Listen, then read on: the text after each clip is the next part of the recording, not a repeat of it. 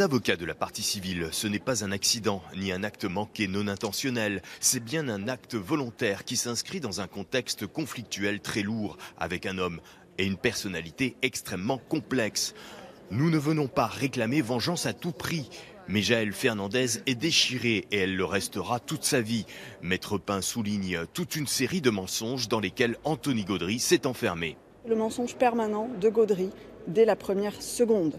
Dès le pont où il va donner des versions différentes selon qu'il parle aux pompiers ou aux policiers. Quand on vient de subir un tel drame, et même si c'est accidentel, on ne peut pas être dans le premier instant comme ça, dans le mensonge. Il avait dit à Jaëlle qu'il ferait ça, qu'elle ne reverrait plus jamais Yomi.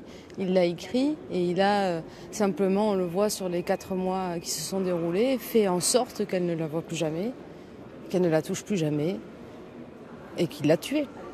Pour les avocats de la défense, il y a incontestablement une altération du discernement chez Anthony Gaudry. Pour expliquer l'état de sidération et de calme après la chute, les avocats ont relevé un traitement médicamenteux très lourd qui lui a été administré.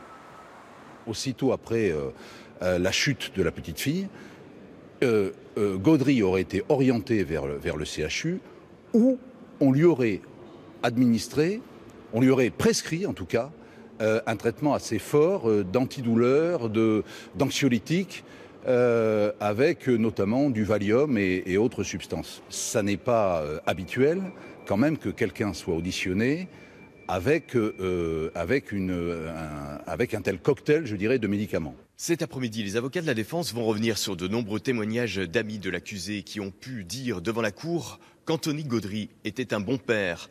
En dernier ressort, ils vont demander aux jurés, s'il y a un doute, de l'acquitter.